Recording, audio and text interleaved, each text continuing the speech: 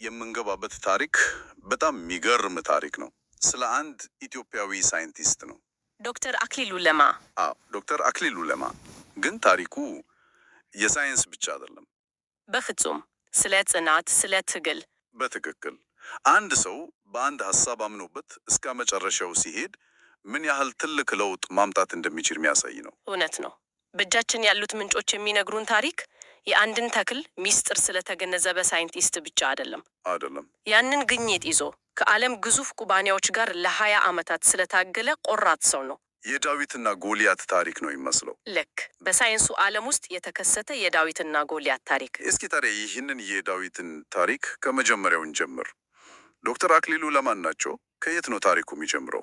ታሪኩ የሚጀምረው በ1937 ዓመተ ምህረት ነው። በጂማ አካባቢ ነው የተወለዱት።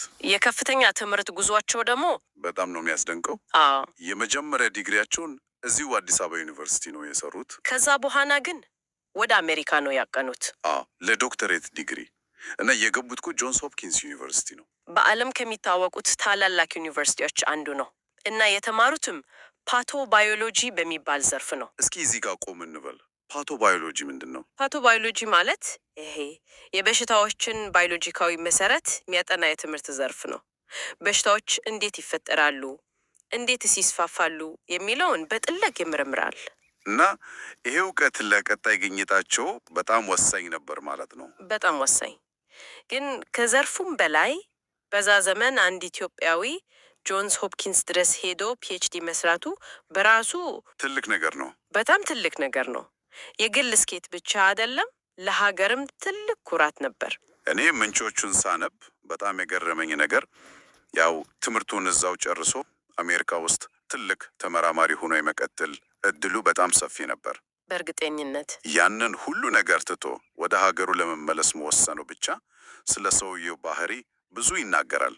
ልክ ነህ። ስለ ሀገር ፍቅሩ፣ ስለ ሕዝቡ ችግር መፍትሄ ስለማሰብ የነበረውን ቁርጠኝነት ያሳያል። እና ያ ውሳኔ ነው ለታሪኩ ትልቁን በር የከፈተው። በትክክል ያንን ሁሉ የአሜሪካ እውቀትና ልምድ ይዞ ወደ ኢትዮጵያ ሲመለስ ነው አስሉ ታሪኩ የሚጀምረው። እናም ወደ ሀገራቸው ሲመለሱ ነው ያንን ታሪካዊ ግኝት ያገኙት። ነገሩ የሆነው ደግሞ በአጋጣሚ በሚመስል ሁኔታ ነው። ሳይንሳዊ ግኝቶች ብዙ ጊዜ እንደዛ ናቸው። ባዳዋ አካባቢ ከቡድን ጋር ጥናት እያደረጉ በአንድ ወንዝ ዳር ሴቶች በእንቆቆ ተክል ልብስ ሲያጥቡ ይመለከታሉ። ከዛስ ሴቶቹ ከሚያጥቡበት ቦታ ከፍ ብሎ ባለው የወንዙ ክፍል ውስጥ ያሉት ቀንድ አውጣዎች በሕይወት አሉ። ይሄ ነው የሳይንቲስት አይን የሚባለው። እንዴት ሊሆን ቻለ የሚለው ጥያቄ። ሌላ ሰው እስታም የሞቱ ቀንድ አውጣዎች ብሎ የሚያልፈውን ነገር እሳቸው ለምን ብሎ ጠየቁ። ጥርጣሬያቸው በቀጥታ ወደ እንቆቅ ተክል ነው ያመራው። የእንቆቅ ፍሬ አረፋ ቀንድ አውጣዎቹን እየገደላቸው ይሆን? በቃ ይሄንን መላምት ይዘው ወደ ላብራቶሪ ገቡ። ውጤቱ ደግሞ አስገራሚ ነበር። በጣም አስገራሚ። የእንቆቅ ፍሬ በውስጡ የያዘው የተፈጥሮ ኬሚካል ቢልሃርዚያ የተባለውን በሽታ የሚያስተላልፉ ቀንድ አውጣዎችን የመግደል አቅም እንዳለው አረጋገጡ። ስለ ቢልሃርዚያ ትንሽ ብናወራ ጥሩ ነው። በአማርኛ ስኪስቶሶሚያሲስ ተብሎ የሚጠራ በሚሊዮን የሚቆጠሩ ሰዎችን የሚያጠቃ በተለይ በገጠሩ የአፍሪካ፣ የእስያን፣ የደቡብ አሜሪካ ክፍሎች በጣም አስከፊ በሽታ ነው። በበሽታው የተበከለው ውሃ ውስጥ በእግር መሄድ ወይም መዋኘት ብቻ ለመያዝ በቂ ነው። እና የችግሩ ዋነኛ አስተላላፊ ደግሞ እነዚህ ጥቃቅን ቀንድ አውጣዎች ናቸው። ስለዚህ የዶክተር አክሊሉ ግኝቱ ማለት እነዚህን ቀንድ አውጣዎች ለመግደል ከውጪ የሚመጣ ውድ ኬሚካል አያስፈልጉም ማለት ነው። ለአካባቢም ጎጂ የሆነ ኬሚካል። መፍትሄው እኛ ጋር በየጓሮ የሚበቀለው እንቆቅ ውስጥ አለ ማለት ነው። ይህ እኮ በጤናው፣ በኢኮኖሚው፣ በአካባቢ ጥበቃው በሁሉም አቅጣጫ ትልቅ አንድምታ ነበረው። ርካሽ፣ ተፈጥሯዊ እና በቀላሉ የሚገኝ መፍትሄ ነበር። ምክንያቱም ግኝቱ እንደተገኘ ሁሉም ተቀብሎት ወደ ስራ አልገባም። ወዲያውኑ አልተቀበሉት።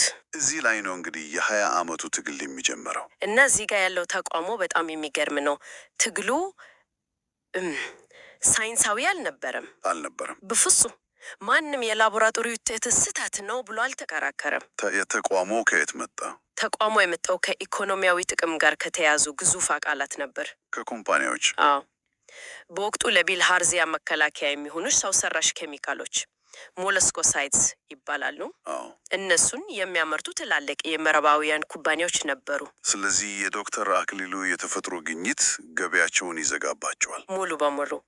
ስለዚህ ምርምራቸውን ዋጋ ለማሳጣት ለማጣጣል ከፍተኛ ዘመቻ ከፈቱባቸው ማለት ነው። በጣም እና ምንጮቹ ላይ እንደተዘገሰው የአፍሪካ ጥንቆላ በሳይንስ መድረኮች ላይ ያልተረጋገጠ የባህል ሕክምና ያሉ ስም እስከ ማጥፋት ደርሶ ነበር። ይሄ በጣም ከባድ ነው። ለአንድ አፍታ እናስበው እስኪ 20 ዓመት መታገል ማለት ምን ማለት ነው? በየዓመቱ ለምርምር ገንዘብ ለማግኘት መለመን፣ መከልከል፣ በዓለም አቀፍ ጉባኤዎች ላይ ሀሳብን ለማቅረብ እድል ተነፍጎ መመለስ፣ በራሱ ድኙ ሳይንቲስቶች እንኳን ጥርጣሬ ውስጥ መግባት። ይህ እኮ ሙያዊ ብቻ ሳይሆን በጣም ከባድ ስሜታዊ እና ሳይኮሎጂያዊ ጫና አለው። በጣም ግን ዶክተር አክሊሉ በምርምራቸው እውነትነትና በሳይንሳቸው ጥራት እርግጠኛ ስለነበሩ ፈጽሞ ተስፋ አልቆረጡም። በፍጹም። እና ይሄ ጽናት ከ2 አስርት ዓመታት በኋላ ፍሬ አፈራ። በጣም ትልቅ ፍሬ። ትልቁ ድል የመጣው ግኝታቸው በዓለም ጤና ድርጅት ያው WHO ሙሉ እውቅና ሲሰጠው ነው አይደል? አዎ። እና የዓለም ጤና ድርጅት እኮ ዝም ብሎ እውቅና አይሰጥም። ጥብቅ ሂደት አለው። የራሱን ገለልተኛ ሳይንቲስቶች ይልቃል፣ ምርምሩን ይደግመዋል፣ ውጤቱን ያረጋግጣል። ስለዚህ የWHO እውቅና ማግኘት ማለት ትልቅ ዓለም አቀፍ ማህተም እንደ ማግኘት ነው። ግኝቱ ሳይንሳዊ መሰረት ያለው አስተማማኝ እና ለዓለም ሕዝብ ጤና ጠቃሚ መሆኑን የሚያረጋግጥ ነው። ያኔ ነው እንግዲህ ትግሉ እንዳበቃለት የምናውቀው። ሙሉ በሙሉ ድሉ ግል ብቻ አልነበረም። በዘመናዊ ሳይንስ ለተደገፈ አገር በቀል እውቀት የተገኘ ትልቅ ድል ነበር።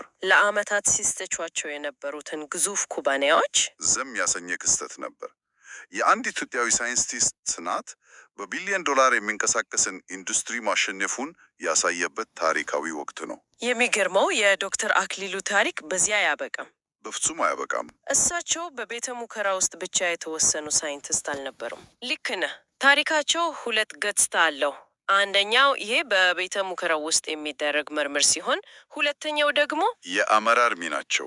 አዎ፣ ያንን ምርምርና ሌሎች ሳይንሳዊ እውቀቶችን ወደ ፖሊሲና ወደ ተግባር የሚቀይር የአመራር ሚናቸው እኩል አስፈላጊ ነው። ለምሳሌ በአዲስ አበባ ዩኒቨርሲቲ የሳይንስ ፋኩልቲ ዲን ሆኖ አገልግሏል። ይሄ በራሱ ትልቅ ነገር ነው።